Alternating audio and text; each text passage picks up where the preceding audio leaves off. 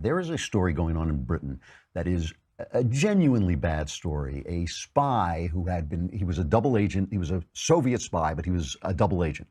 And we traded him for some spies that we, the Americans, had caught. And he went to live in England with his daughter, and he was poisoned. He's still alive, but he's in critical condition. He was poisoned with his daughter by a nerve agent that was only made by the Russians. And they're supposed to have dumped these things, but of course they never did. And Theresa May, the Prime Minister of England, of Great Britain, they have done the research. They've identified this poison. They know pretty much that the Russians did it. Here's Theresa May talking in the Parliament. It is highly likely that Russia was responsible for the act against Sergei and Yulia Skripal. Mr. Speaker, there are therefore only two plausible explanations. Either this was a direct act by the Russian state against our country, or the Russian government lost control of its potentially catastrophically damaging nerve agent. I have to say, by the way, I mean, Putin, this is one of the reasons that people attack Trump, because he's not harder on Putin personally. Trump's policies have been very tough on Russia. If only his full throttle acquisition of energy, of oil and gas, which is the only thing that keeps Russia moving, the only thing they have. They don't have any business, they don't have any capitalism, they don't have the stuff that makes a country. All they have is the oil that they're selling to the rest of the world. So if we bring the price of oil down and we become a major supplier to the EU, Putin loses all his power. So Trump is really undermining the guy, but he will never attack him personally. And Putin is a thug and a murderer. And Russia is such a tragedy. It is such a tragedy. You know, did you ever see the movie Room? You ever see the film Room? It's a very touching movie. I liked it. It's based on a novel, and it's about one of these women who is kidnapped by one of these madmen and stuck in a room, and he just comes in and sexually abuses her, sexually uses her, and she gets pregnant and she has a little boy. And when we join the story, she's in the room with her son, whom she loves, and she has taught him that the room is the world. And when she sees a chance to escape, she has to explain to him the room is not the world. There's an actual world out there, and everything she's told him is a lie. And he rebels. He says, no, this is the room. The room is everything.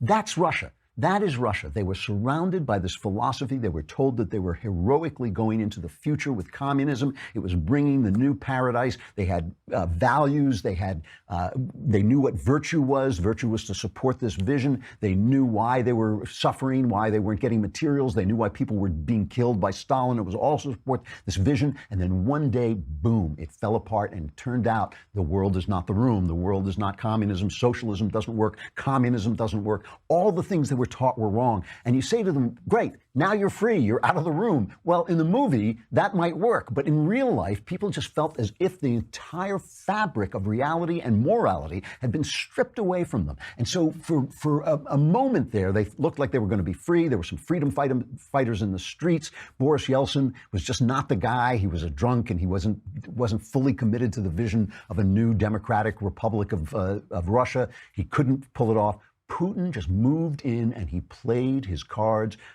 perfectly. He is a ex-KGB guy. He knew that people hated the Jews. He knew they had that old religious sense. He played on all the old religious prejudices they had. He brought the conspiracy idea. He understood not to imitate the Soviets by silencing the news. What he did was he basically what's the word I'm looking for? Castrated the news. It looks as if you can get news in Russia, but you can't. It's really, they'll tell you an honest story simply to sell Putin propaganda. And basically he sold off, and Russia sold off all the state's assets that the communists had acquired. They sold them off.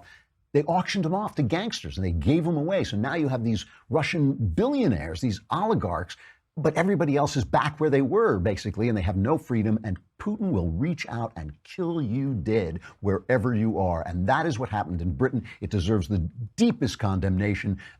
Trump should definitely come out and hammer them. And Sarah Sanders, after Theresa May made that statement, she came out, and it was a little weak sauce. She says, we're going to support him, but she repeatedly refused to name Russia and blame them. Here she is.